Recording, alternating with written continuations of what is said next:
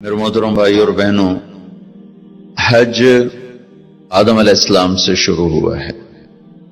عبادات میں کوئی اجتہاد اور عقل نہیں، جیسے اللہ نے کہا ہے ویسے کرنا ہے۔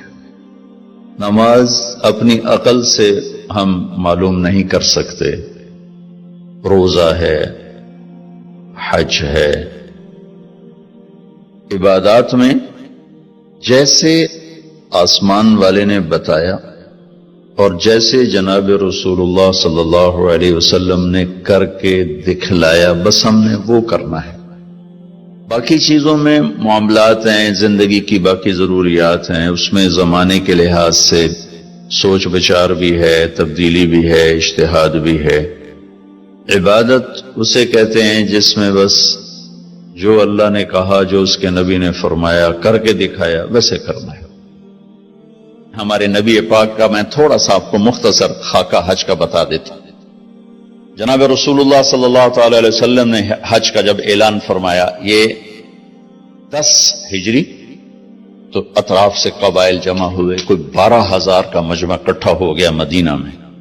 25 تاریخ کو بروز ہفتہ آپ نے نماز ظہر سے پہلے غسل فرما کے 2 چادریں احرام کی نیت کے بغیر 2 چادریں باندھ، کرتا بھی اتار دیا، تہمد بھی اتار دیا۔ سحارا ایک بستی ہے جو آج کل مسقط میں آتی، وہاں سے ایک کپڑا آتا تھا، اس کی آپ نے 2 چادریں لی۔ پھر آپ نے ظہر کی نماز کے بعد اپنے پورے قافلے کو لیا، ذوالحلیفہ جس کو آج کل ابیار علی کہتے ہیں، یہاں آپ نے آ کر قیام فرمایا، اور عصر، مغرب، عشاء اور فجر اور ظہر 5 نمازیں آپ نے یہاں ادا فرمائیں۔ آپ گزر رہے تھے کہ جبریل ہے کہ یا رسول اللہ، اللہ فرما رہے ہیں یہ پاک وادی ہے، یہاں آپ قیام فرمائیں۔ ایک رات کی قیام کے بعد صبح آپ نے فجر کی نماز کے بعد غسل فرمایا، خوشبو لگائی، اپنے بالوں کو تیل لگایا، پھر شہد لگایا۔ شہد گوند کا کام دیتا ہے، چونکہ اب ننگے سر جانا تھا تو بال بڑے تھے آپ کے، شانوں تک آئے ہوئے تھے، تو آپ نے ان کو شہد لگا کے نا وہ جوڑ دیا، آپس میں جوڑ دیا۔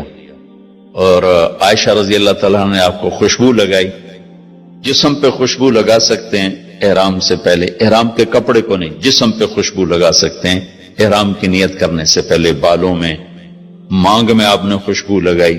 پھر اس کے بعد آپ نے ظہر کی نماز ادا فرمائی، اور آپ اونٹنی پہ سوار ہوئے اور قبلہ رخ ہو کر آپ نے کہا لبیک حجۃ اللہم لبیک، آپ نے حج کا احرام باندھا۔ تو جبریل آئے کہ یا رسول اللہ، اللہ تعالیٰ فرما رہے ہیں عمرے کو شامل فرمائے۔ وہاں سے آپ چلے، آپ کے ساتھ کوئی 12,000 کا مجمع تھا، اور آپ ملل میں آپ نے قیام فرمایا۔ ملل سے نکلے اور روحا میں پہنچے۔ روحا میں کنواں ہے، وہاں 70 نبیوں نے قیام کیا ہے حج کے دوران، حج پر جاتے اور آتے ہوئے۔ وہاں آپ نے بھی قیام فرمایا، رات بھی ٹھہرے۔ روحا سے چل کر آپ افایا پہنچے، افایا سے عرج پہنچے، عرج سے ابوا پہنچے۔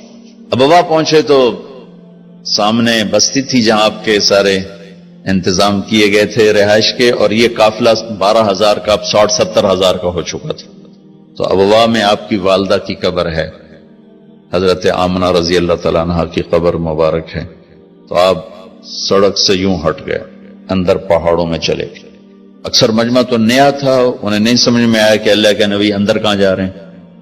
چندے کو پتا تھا کہ آپ کہاں جا رہے ہیں، تو آپ چلتے چلتے چلتے چلتے چلتے ایک جگہ اپنے اونٹنی کو بٹھایا، کوئی وہ 70-80 فٹ اونچا پہاڑ ہے، تو وہاں سے آپ اوپر چڑھے۔ یہ اپریل کا مہینہ تھا، اور ماں کی قبر کے سرانے تشریف لائے، اور یوں اپنے گھٹنے اٹھائے اور ہاتھ یہاں رکھے اور سر یہاں لیا، یہ پوزیشن بنائی جیسے چھوٹے بچے بناتے، اور پھر جوں سرہانے بیٹھ کے رونا شروع کیا۔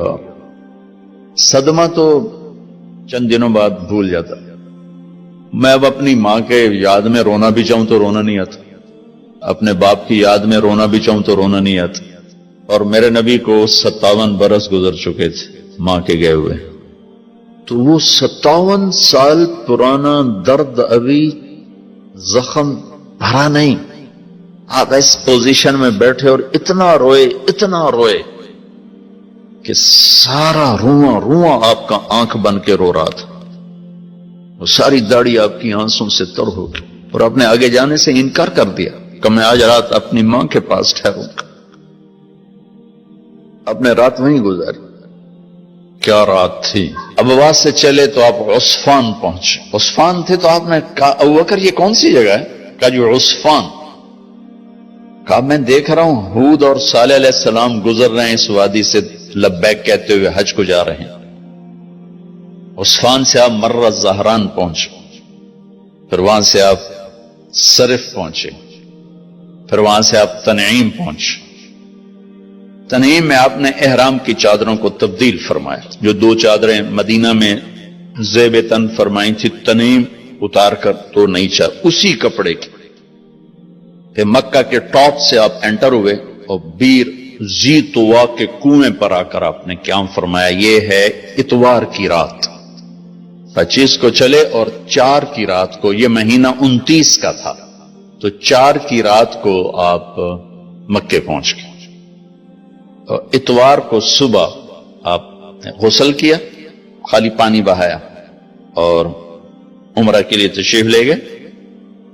صفا مروہ کی طرف سے آپ پہنچے، باب بنی شیبہ کے سامنے آپ نے اونٹنی کو بٹھایا تو بنو ہاشم خاندان کے بچے آ گئے، ان سب کو ملے، کئیوں کو اونٹنی پہ بٹھا لیا، کئیوں کو پیار کیا، گلے لگایا، پھر ان سب سے ہو کر بابو بنی شیبہ، یہ بابو بنی عبد مناف تھا، آپ کے خاندان کا دروازہ تھا، اس سے آپ انٹر ہوئے، اور جب آپ فارغ ہوئے تو بابو بنی مخزوم سے آپ باہر نکلے۔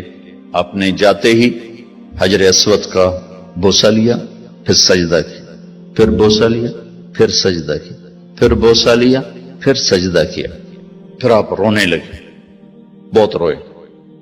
اس کے بعد آپ طواف شروع فرمائے۔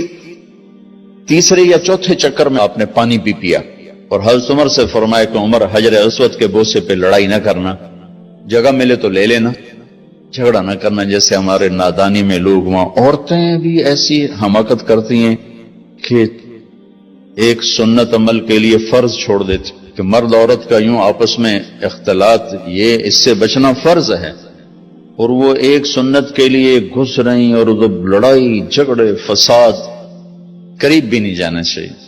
اللہ کا نبی نے استلام کیا، جب رش ہو گیا تو آپ کے پاس ایک لکڑی تھی، وہ دور سے یوں لکڑی کو لگا کر اور اس کا بوسہ لے لے۔ پہلا آپ نے بوسہ لیا، اس کے بعد رش ہو گیا تو پھر آپ نے ہر دفعہ بوسہ میں ایک دفعہ بوسہ لیا، اس کے بعد آپ کے پاس ایک لکڑی تھی، اس لکڑی کو آپ یوں چھوتے تھے اور حجر اسود کو، اور اس کا بوسہ لے لیتے تھے۔ بوسہ صرف ایک دفعہ، پھر جب آپ نے 2 نفل پڑھ لیے اور تشریف لے گئے صفا مروہ کے لیے تو پھر حجر اسود کا بوسہ لیا، اور آپ نے جا کر صفا مروہ پہ 7 چکر پورے کیے۔ بعض روایت میں ہے کہ 3 چکر پیدل کیے، پھر مجمع زیادہ ہو گیا تو 4 اونٹنی پر بیٹھ کر گئے تاکہ لوگ دیکھ لیں۔ اس کے بعد آپ نے اعلان فرمایا کہ بھئی جن کے پاس قربانی کا جانور نہیں ہے وہ احرام کھول دو۔ تو صحابہ نے کہا یا رسول اللہ آپ کھولیں، تو آپ نے فرمایا کہ میرے پاس قربانی کا جانور ہے، ابو بکر کے پاس، عمر، زبید، طلحہ یہ نہیں کھولیں گے جو کہ ان کے پاس بھی قربانی کا جانور ہے، باقی جن کے پاس نہیں کھول دو۔ تو سب نے کھول دی، اور حج افراد بھی تمتع بن گیا، حج قران بھی تمتع بن گیا۔ اب نہیں ہو سکتا، جو نیت کریں گے وہی کرنی پڑے گی، لیکن اللہ کے نبی کا خاص حکم تھا تو سب کا حج تمتع بن گیا۔